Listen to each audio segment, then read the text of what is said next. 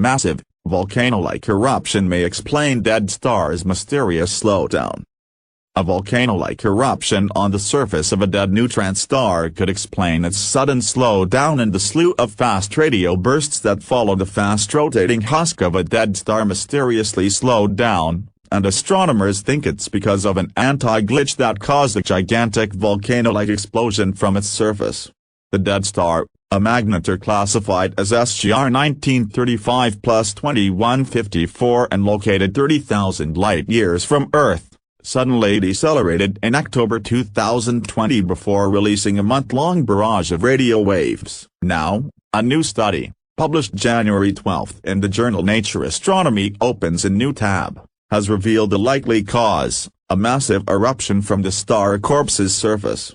Magnetars, and their less magnetized cousins pulsars, are special types of neutron stars, which are altered remnants from the explosive deaths of stars compacted by intense gravitational forces to just a dozen miles wide while being as dense as an atom's nucleus. Pulsars and magnetars have unusually strong magnetic fields that are often millions or trillions of times more powerful than Earth's. As the burnt-out stars spin rapidly in space, making a complete rotation once every few seconds, they sweep out a beam of intense electromagnetic radiation from their poles like giant lighthouses. The composition of their surfaces largely remains a mystery. People have speculated that neutron stars could have the equivalent of volcanoes on their surface. Lead author Matthew Baring opens a new tab. An astrophysicist at Rice University said in a statement, opens a new tab. Our findings suggest that could be the case and that on this occasion, the rupture was most likely at or near the star's magnetic pole.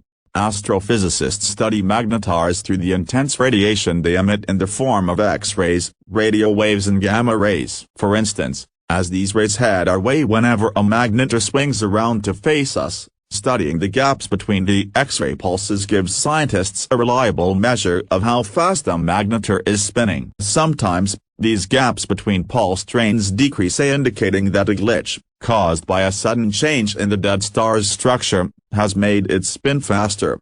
In most glitches, the pulsation period gets shorter, meaning the star spins a bit faster than it had been, Baring said. The textbook explanation is that over time, the outer, magnetized layers of the star slow down, but the inner, non-magnetized core does not. This leads to a buildup of stress at the boundary between these two regions, and a glitch signals a sudden transfer of rotational energy from the faster spinning core to the slower spinning crust.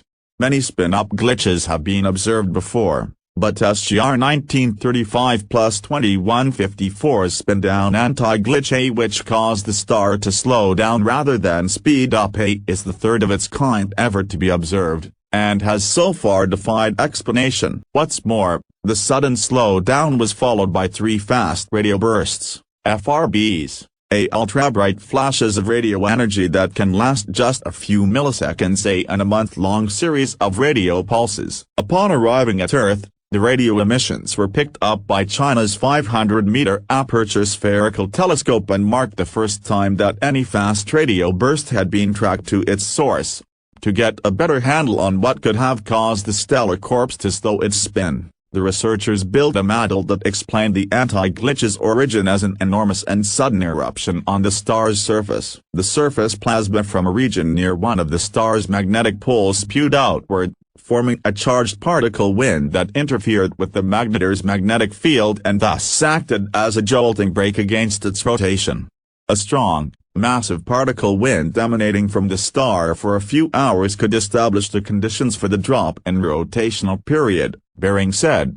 The researchers think the eruption that caused the slowdown is also responsible for the intense radio emissions detected in its aftermath, but to be sure, they'll need to spot another magnetar throwing a cosmic tantrum. Given the rarity of spin-down glitches and radio signals from magnetars, their approximate synchronicity suggests an association, providing pivotal clues to their origin and triggering mechanisms with ramifications to the broader magnetar and FRB populations, the researchers wrote in the paper.